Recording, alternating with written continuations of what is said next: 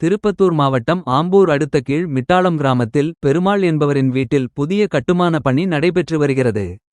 இங்கு இன்று கட்டுமான பணி நடைபெற்ற போது 5 அடி நீளமுள்ள நாகப்பாம்பு இருந்ததைக் கண்டு அப்பகுதியினர் ஆம்பூர் தீயணைப்புத் துறை நிறுத்த தகவல் அளித்தனர். விரைந்து வந்த தீயணைப்பு மற்றும் மீட்புப் படையினர் நாகப்பாம்பினை பிடித்தனர்.